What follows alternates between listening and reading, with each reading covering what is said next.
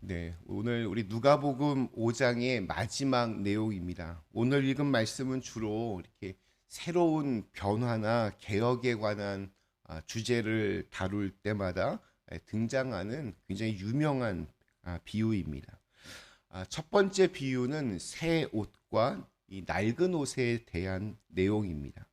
낡은 옷이 있는데 어떤 부분이 이렇게 헤어졌다고 새 옷에서 한 조각을 잘라내어서 낡은 옷에 붙이는 사람은 없을 것입니다.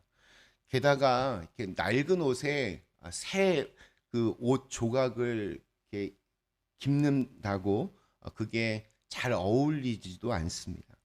이 말씀은 그렇게 새 옷과 낡은 옷은 공존할 수 없다라는 의미를 담고 있습니다. 여기서 한 가지 우리가 꼭 기억하고 넘어가야 할 것이 있습니다. 바로 이 말씀이 나온 배경입니다. 이 말씀 바로 앞에는 예수님과 제자들을 비꼬는 바리새인들이 나왔습니다. 세례 요한의 제자들과 자신들은 매일같이 금식하고 기도하고 또 경건하게 금욕 생활을 하는데 예수님과 제자들은 몰려다니면서 웃고 떠들고 먹고 마신다라고 하는 그런 비아냥이었습니다. 그들은 율법이라고 하는 안경을 쓰고 그것으로 예수님을 평가하고 비방했습니다. 그래서 자기들이 예수님보다는 좀 더 낫고 훌륭하고 또 우월하다라는 것을 이렇게 저변에 깔고 있었습니다. 이러한 의식은 사실 오늘 우리들에게도 볼 수 있습니다. 이 정도는 돼야 교인이고 또 이 정도는 해야 그리스도인이라고 하는 생각이 깔려 있습니다. 어디 뭐 교회만 그렇겠습니까? 이 정도의 학교는 졸업해야 그래도 지식인 취급을 받고 뭐 또 이 정도의 명품은 입고 있어야 인격적으로 이렇게 사람들이 대해주기도 합니다. 우리가 가진 관습으로 세상을 이렇게 재단하고 해석하는 행태는 예나 지금이나 크게 다르지 않습니다.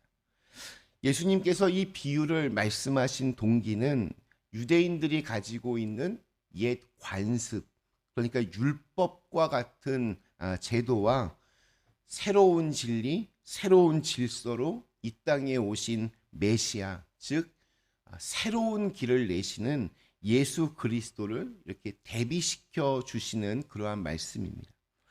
율법과 예수, 옛 계명과 새 계명, 더 나아가서 옛 사람과 새 사람의 관계에 대한 말씀이라는 것을 생각하면서 우리 오늘 말씀을 우리가 이해해야 합니다.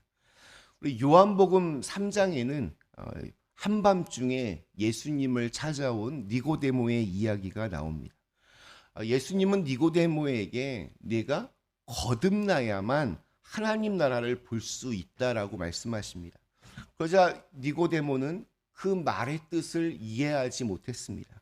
그래서 되묻습니다. 어떻게 사람이 다시 어머니 뱃속으로 들어갈 수 있습니까? 그때 예수님께서 이렇게 말씀을 하십니다. 육에서 난 것은 육이요, 영에서 난 것은 영이다. 다시 말하면 육신은 그대로 있지만 영이 변하면 바로 그것이 거듭남이다. 이렇게 말씀을 하시는 겁니다. 예수님을 이렇게 믿는다는 것은 예수님으로 인해서 새로운 꿈을 꾸고 또 새로운 인생을 살겠다. 이렇게 결심하는 겁니다. 하나님의 저주로 인식되었던 중풍병자가 나음을 얻고 하나님의 자녀로 다시 거듭나는 겁니다. 죄인 중에 죄인이라고 인식되던 세리가 예수님의 제자가 되어서 예수님과 함께 하나님 나라를 살아가는 것, 이것이 바로 신앙입니다. 예수님의 두 번째 비유는 더욱더 그 의미를 명확하게 합니다. 이번에는 포도주 이야기입니다. 포도주는 반드시 숙성의 시간이 필요합니다. 포도를 잘 따서 그것이 익혀지고 또 포도주가 되는 시간이 필요합니다. 그래서 포도주는 오래된 것일수록 되게 비싼 법입니다. 예수님 당시에는 포도주를 염소의 가죽으로 만든 부대에 만들었습니다. 정확히 말하면 포도주라기보다는 포도즙에 가깝습니다. 그렇게 포도즙이 포도주가 되기 위해서는 이제 발효하는 그 숙성의 시간이 필요한데 그때 거기서 이산화탄소가 발생합니다. 이 때문에 이제 자꾸 이렇게 부풀어 오르게 됩니다. 그러면 가죽이 팽창합니다. 염소 가죽은 신축성이 있어서 이렇게 그것을 감당할 만큼 이렇게 잘 늘어날 수 있습니다. 그래서 보관하기가 쉽습니다. 그런데 다 늘어난 이 낡은 가죽 부대에 새로운 포도주를 담으면 어떻게 될까요? 신축성을 잃은 낡아빠진 가죽 부대는 포도주로 변하는 그 힘을 감당하지 못하고 결국 터지고 말 것입니다. 예수님이 말씀하신 내용은 이런 겁니다. 새 옷과 낡은 옷은 어울리지 않는다. 새 술은 새 부대에 담아야 한다. 새 술은 바로 예수님 자신입니다.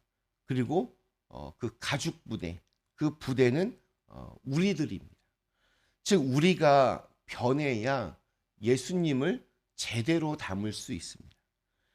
예수님을 나의 주님으로 이렇게 모신다고 하면서 예전에 하던 못된 습관들을 끊어내지 못하면 결국 우리의 신앙생활은 실패할 수밖에 없습니다. 또한 이렇게 과거에 너무 집착해서 내가 해봐서 아는데 이런 말투로 하루가 다르게 변화하는 그런 시대를 담아내지 못하면 기독교는 율법에 갇혀 있던 유대교처럼 될 수밖에 없습니다. 제가 어릴 때 지금도 기억나는 좀 이렇게 교회 안에서의 논쟁 중 하나가 예배당 안에서 드럼을 쳐도 되냐 안 되냐였습니다. 미국에서는 피아노나 파이프 오르간 말고 키보드를 이렇게 쳐도 되냐 되지 않냐를 가지고 많이들 싸웠습니다. 이유는 간단합니다. 그렇게 시끄럽고 그렇게 뭔가 약간 이질적인 그러한 음색을 가지고 있는 악기로 예배당 안에서 교회 음악이 연주되면 어떤 거룩함이 훼손될 수 있다라고 생각했기 때문입니다. 꽤 심각한 논쟁이 벌어졌지만 지금 웬만한 교회에서는 언제 그랬냐는 듯이 다 그냥 다 하고 있습니다. 왜냐하면 교회 안을 이루고 있는 구성원들이 달라졌기 때문입니다. 저도 점점 나이가 드는지 요즘 세계를 호령하고 있는 뭐 BTS나 블랙핑크 누군지 아시나요? BTS나 블랙핑크의 노래가 이게 왜 이렇게 인기가 많은지 잘 이해가 되지 않습니다. 또 그 노래를 따라 부를 엄두도 내지를 못하겠습니다. 그런데 요즘 아이들은 그런 노래들에 훨씬 더 친숙합니다. 그렇게 어떤 전자악기로 지금의 저는 전혀 따라갈 수 없는 박자와 리듬의 그러한 곡들이라 할지라도 그것을 이용하여서 예수님을 찬양하는 것이라면 저는 교회에서도 해야 한다라고 생각합니다. 나는 그것이 힘들지만 그래도 한번 계속 노력해 보고 그래도 정 따라하기가 너무 힘들면 응원이라도 해주는 것이 우리에게 필요합니다. 새로운 문화를 이렇게 받아들이는 것에 너무 큰 두려움을 가질 필요는 없습니다. 왜냐하면 예수님이 더 중요하고 또 그 예수님을 전하는 것이 훨씬 더 중요하기 때문입니다.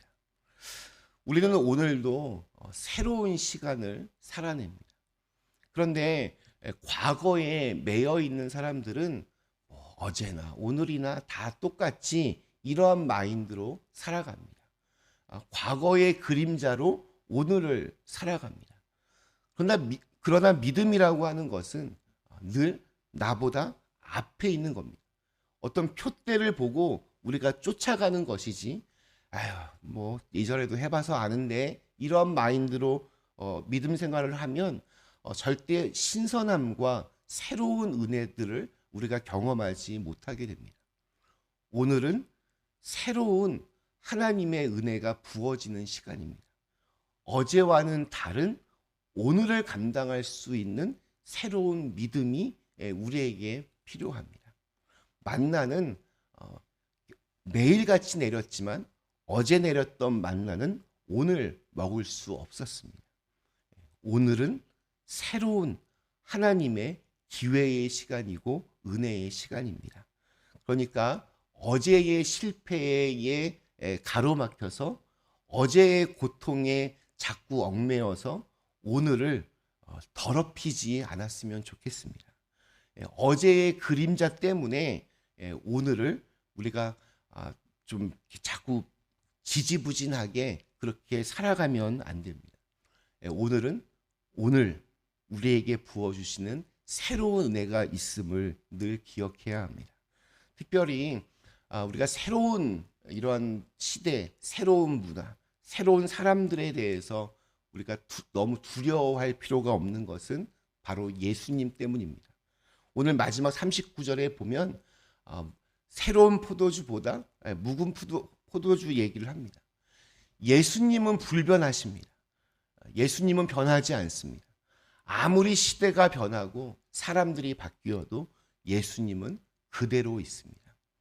그 예수님은 아무리 오래전 인물이라고 해도 전혀 진부하지 않고 그 예수님의 복음은 여전히 시대가 흘러도 우리의 가슴을 뛰게 합니다. 그 예수님의 복음으로 우리가 서 있는 삶의 자리에서 그 예수님을 온전히 증거할 수 있는 그런 귀한 날이 되시기를 간절히 기원합니다. 우리 잠시 함께 기도하겠습니다.